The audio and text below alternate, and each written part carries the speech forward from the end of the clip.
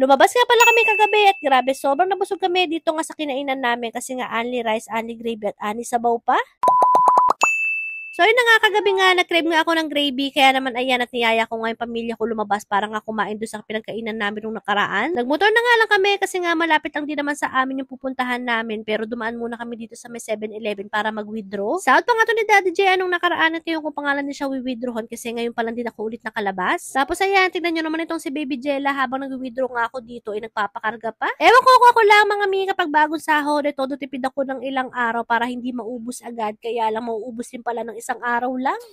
Pagkatapos naman namin mag-withdraw, dumiretso na rin kami agad dito nga sa kakainan namin at dito nga kami kakain sa Mang Jose or Tambay. Ilang beses na nga kami nakakain dito mga mi, kaya lang ngayon ko pangalan din may share sa inyo kasi nga kapag kumakain kami dati dito ay palagi ng memory full yung cellphone ko. Bale, eto nga pumasok na nga rin kami pagkatapos ay nag-order na rin kami agad ng kakainin namin. Bale, eto nga yung menu nila at sa halagang 69 pesos nga mga mi, pwede ka na makapag-only rice, only gravy at only soup. Tapos ito naman yung mga drinks nila, meron silang milkshake, milk tea, coffee at iba pa. Tapos eto, pagkatapos namin mag-order, sinorba na rin nila kami ng mainit na sabaw. Isa nga rin to sa mga dahilan ko bakit nga namin binabalik-balikan tong kainan na to kasi nga talaga naman nagustuhan din namin yung sabaw nila. Tapos bukod doon, malinis at maliwalas itong store nila at naka-air condition pa, o diba? Tapos ayan, meron nga rin pala silang TV dito at nakakatuwa kasi nga habang nag-aantay kami, pwede kaming manood ng TV at di kami mabuboard. Anyway, maya-maya din dumating na rin itong order ni Daddy J at ni Kuya Janjan. Tapos eto, nagpa-refill na rin kami ng sabaw at maya-maya din ayun sa akin naman ang dumating. Bale, eto nga pala yung mga in-order namin, mga mi, at tignan nyo naman na talaga naman siksik-liglig gumaapaw sa gravy. Bale, ito nga in-order ko sa akin, mga mi, chicken sizzling at hati na nga kami ni Baby Jella dyan. Tapos yung Daddy J naman ay sizzling yempo at yung kay Kuya Janjan naman ay sizzling pork chop. Ito nga, habang kumakain nga ako, ito nga si Baby Jella ay nakatulog nga sa biyahe, kaya naman ayan at for the one hand gang mami nyo for today's video. Mainit-init pa nga itong pagkain, mga mi, at isa nga yung sa nagustuhan ko dito kasi nga talaga naman siniserve nila yung pagkain ng mainit pa. Mas nasasarapan kasi ako kapag mainit nga yung kanin at mas marami akong nakakain kapag ganun. At kahit nga ito si Kuya Janjan ay naparami rin yung kain at nakadalawang rice nga siya. Tapos eto si Daddy JR ay nangingin na rin ng extra rice at itong gravy nila. At ayan, tignan nyo naman at dahil nga only gravy dito ay pwede mong isabaw. But anyway, nag-order nga rin pala ako ng isang milk tea at hati-hati na nga kami dito, kaya lang sobrang nahirapan akong buksan kasi nga walang tusok yung straw. Pero in fairness, masarap siya at lalong-lalo na yung pinaka-pearl niya. Tapos eto, tinikman din ni Daddy JR, okay naman din sa kanya kasi nga hindi ganun katamis. Tapos maya-maya din, eto nga nagising na rin itong baby namin, kaya naman eto, pinakain ko na nga rin siya. Tapos tawan-tawa ako ng mga oras na yan kasi nga nung sinabi ko kay Daddy JR na videohan nga niya kami, eto nga si Baby Jella ay ayaw kumain. Tapos pag alam naman niya na hindi na siya binibidyohan, ay dun nga lang siya kumakain. Shy type yarn.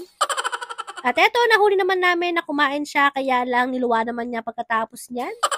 Anyway, kung gusto nyo nga rin kumain at kung taga-Imus nga kayo, pwede nyo silang puntahan dito nga sa may Alapan 1B. On the highway nga lang sila at malapit nga lang din sila sa ASM Phase 1. Kaya pwede nyo rin silang i-chat dito nga sa Facebook account nila. After naman namin kumain, dumain lang din muna kami dito sa may Alpha Mart kasi nga bibili kami ng pambaon ni Kuya Janjan at may pasok nga siya bukas. Tapos eto, tignan nyo naman itong baby namin at may sarili nga siyang cat at ayan nga yung ginagawa niya kapag pumupunta nga kami sa Alpha Mart. Tapos nakita nga rin pala namin yung ninong ni Kuya Janjan dito, kaya naman ayan at binigyan nga siya ng 100 pesos para nga daw makabili siya ng ice cream. Kaya naman thank you Ninong Benson at sa uulitin ulit, charis. Tapos eto, binili na nga rin niya ng ice cream at tignan nyo naman at sarap na sarap nga ang bata.